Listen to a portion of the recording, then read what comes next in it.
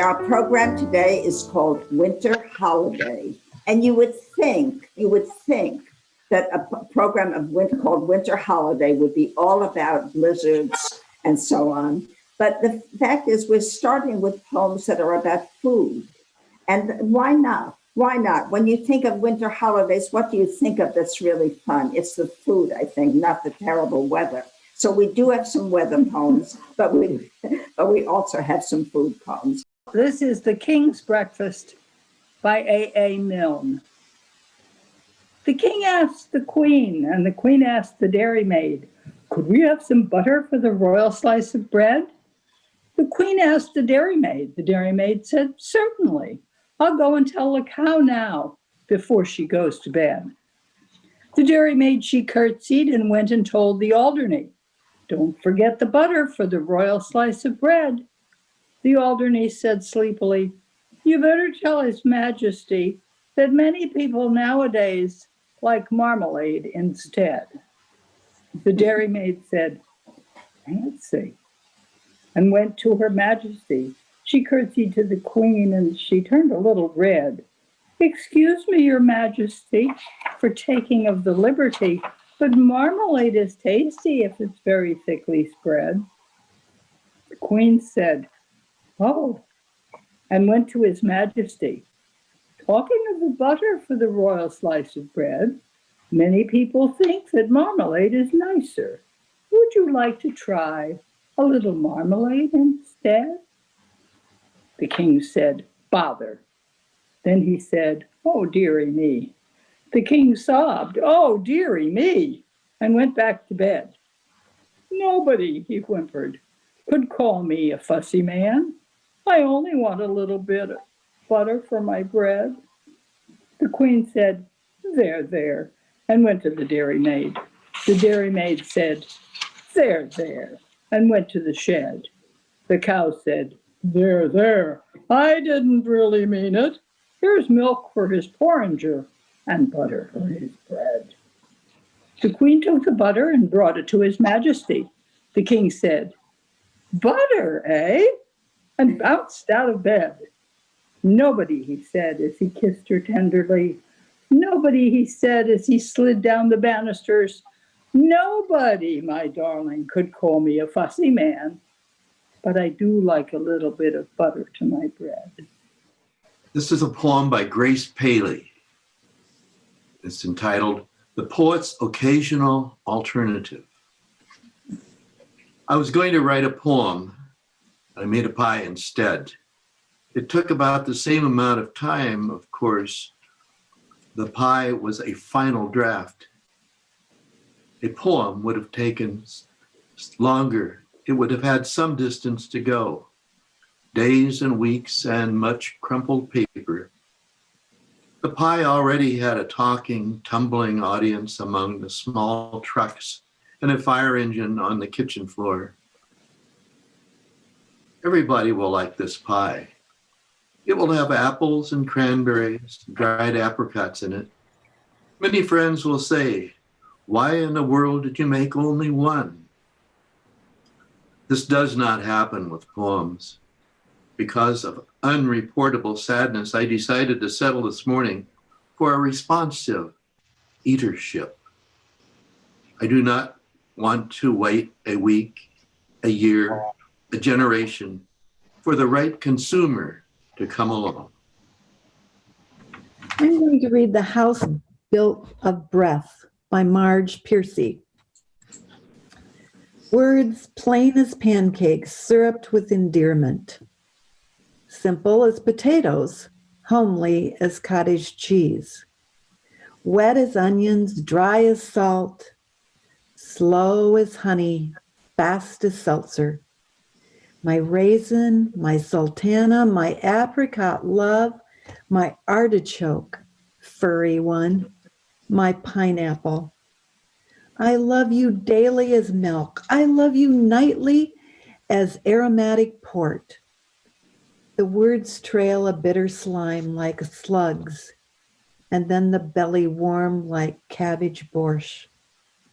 The words are hung out on the line, sheets for the wind to bleach.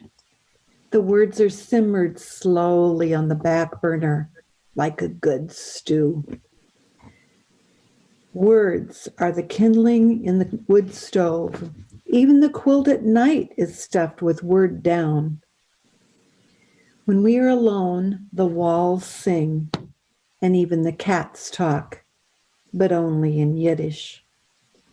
When we are alone, we make love in deeds, and then in words, and then in food. Bread and Music by Conrad Aiken.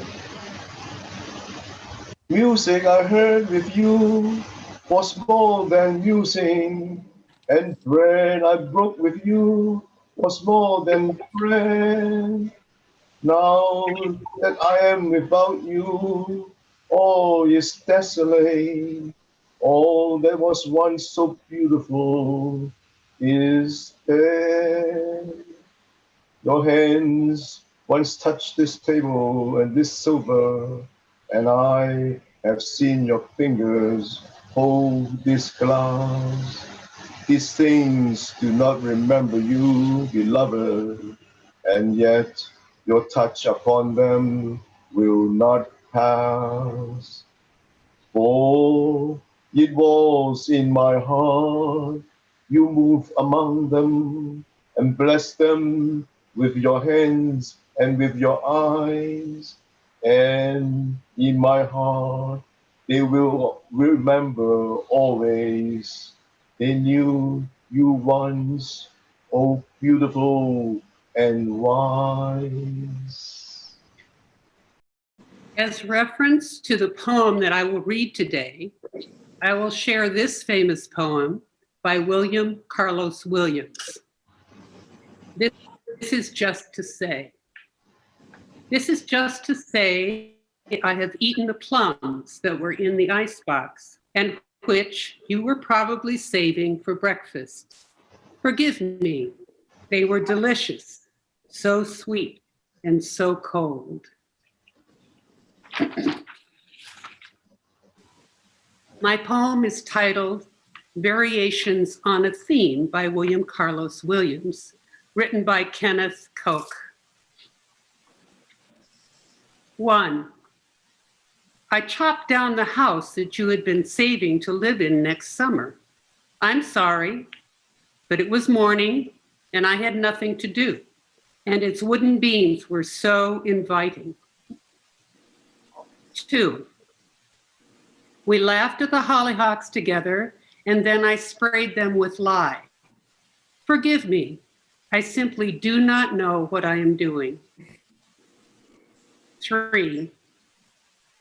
I gave away the money you had been saving to live on for the next 10 years. The man who asked for it was shabby, and the firm March wind on the porch was so juicy and cold.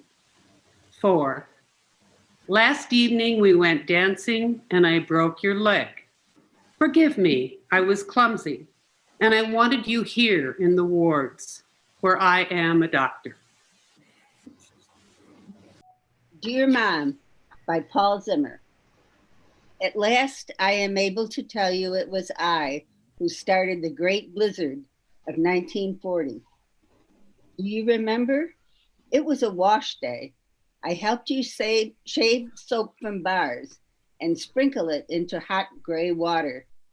We stirred and rinsed the clothes, and as I turned the wringer crank in heavy steam, I made a wish.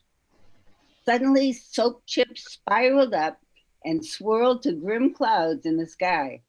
Snow came as fleecy powdering, then began to split and multiply, driving down hard across our town to mount deep, benumbing drifts in the streets and over houses. I remember you struggling with baskets of frozen laundry in the yard, your house dress flapping, face blue and pinched with the awful chill. The storm had come a long way to make us feel small. Our house trembled in its clutches as light drained out of the windows.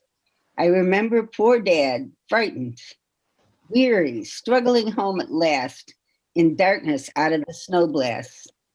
I regret my rashness and stupidity, but I was a child, afraid and stunned by what I had caused. It's taken me more than 50 years to confess. Now it is too late. But even at this impossible hour, I beg your forgiveness.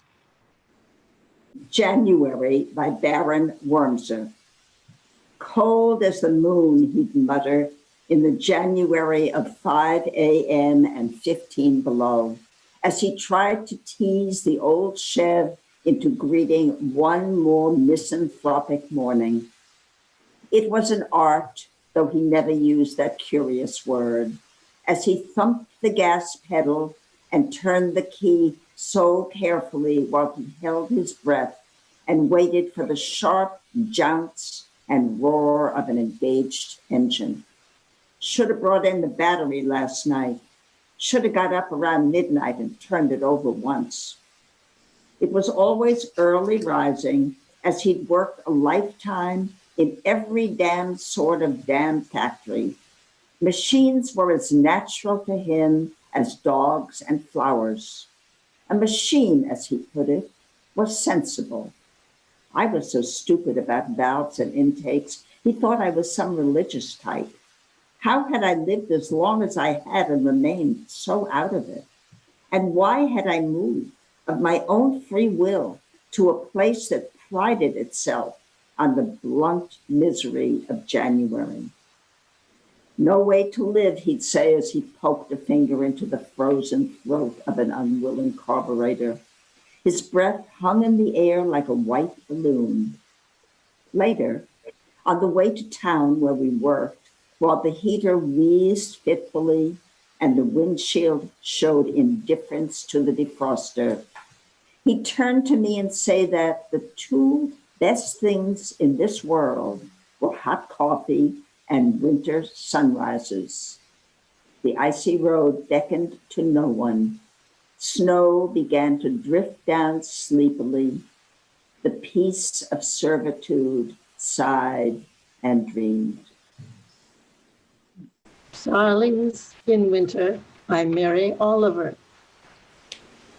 Chunky and noisy, but with stars in their black feathers, they spring from the telephone wire and instantly they're acrobats in the freezing wind. And now in the theater of air, they swing over buildings, dipping and rising. They float like one stippled star that opens, becomes for a moment fragmented, then closes again. And you watch and you try, but you simply can't imagine how they do it. With no articulated instruction, no pause, only the silent confirmation that they are this notable thing, this wheel of many parts that can rise and spin over and over again, full of gorgeous life. Oh, world, what lessons you prepare for us.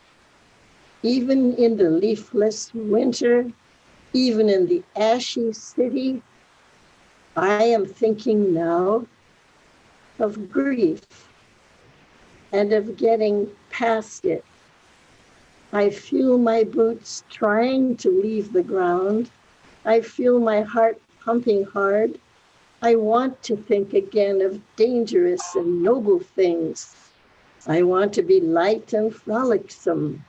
I want to be improbably beautiful and afraid of nothing, as though I had wings. I'm going to read Stopping by the Woods on a Snowy Evening by Robert Frost. Whose woods these are, I think I know. His house is in the village, though he will not see me stopping here to watch his woods fill up with snow. My little horse must think it's queer to stop without a farmhouse near, between the woods and a frozen lake, the darkest evening of the year. He gives his harness bells a shake to ask if there is some mistake. The only other sounds the sweep of easy wind and downy flake. The woods are lovely, dark and deep, but I have promises to keep and miles to go before I sleep. And miles to go before I sleep.